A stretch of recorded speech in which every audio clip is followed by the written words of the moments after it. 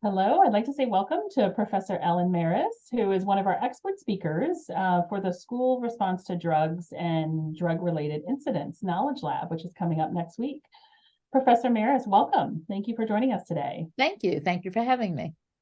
Why don't we start off with you giving us a little bit of information about yourself, what you currently do in your current work. So I am both a professor emeritus, actively retired at the University of Houston Law Center, and I concentrate on juvenile law and children's rights. And that's what I teach and also publish on and do national presentations and international presentations. I also have recently started a new nonprofit called Generation to Generation. And our major goal is to make the world a better place for children, particularly children of color, and starting both locally and going regionally, nationally, and internationally. Wonderful. Congratulations on that. Thank you. Can you give us a little background? How did you get started in this work? What has been driving this passion?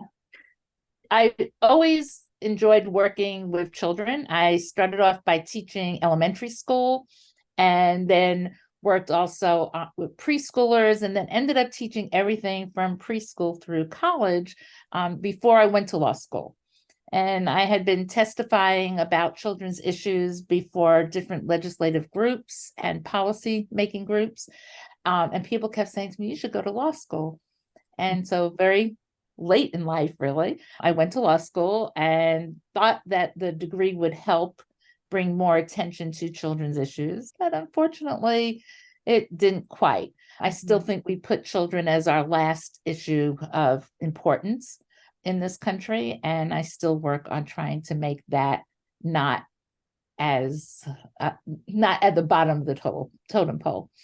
I also found with my work, both with very young children and children at all ages, that children of color are treated disproportionately poorly in this country in particular. And so that also became an issue for me. When we think about exposure to drugs in schools, can you share your perspective about why we need to pay attention to this? Why is this so important? What do we need to be talking about? One thing is that if we can stop things from happening, drug-related things, in particular children at a younger age, then it's less likely that there's going to be problems for them later on in life. Right now, schools tend to deal with this issue with sending it off to law enforcement.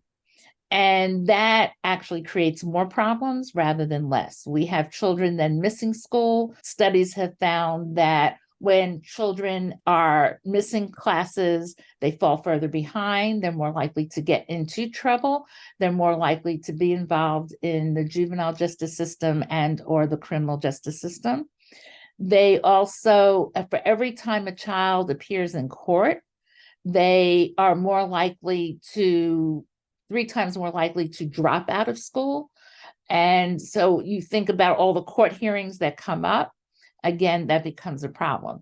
And we don't even do court hearings in a way that could be beneficial to children in any way. They don't understand a lot of what's going on. Since the pandemic, we have more hearings going on via Zoom, which makes it even more difficult for children.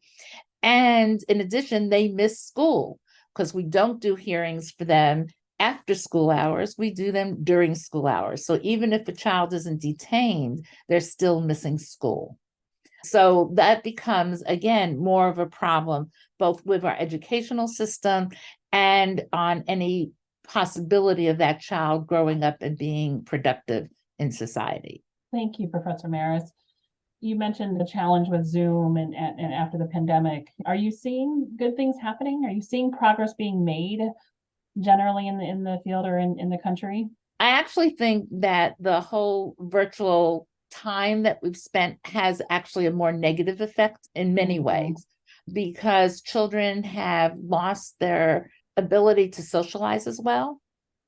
And that creates, I think, more of a problem or more of a possible problem leading to drugs. And if we don't handle that right and start getting socialization back into the schools and having children deal with each other and the adults around them, that we'll end up with more problems rather than less. That makes sense. Thank you for that perspective. Professor, as part of our discussion during the Knowledge Lab, we will be highlighting LAPA's Model School Response to Drugs and Drug-Related Incidents Act.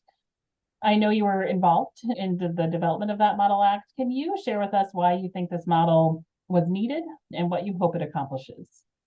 So I think that the main thing is to keep children out of the justice system. And this Model Act really focuses on that, bringing in parents, bringing in teachers, administrators, education, both for young people, but also for the adults around them.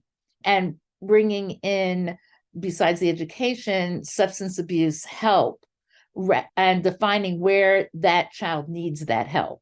Because it could be trauma-based, it could be mental health issues, it could be a misuse of a drug that had actually been prescribed for the child. And so if you take all those factors into consideration, rather than putting the child into the justice system, I think we could really make a difference. That's great, Professor Marrus. Thanks for sharing that perspective. And we are looking forward to talking with you more during the Knowledge Lab and discussing the Model Act more and all the issues related to this. So thank you for taking the time to chat with us. And we will continue the conversation on October 11th.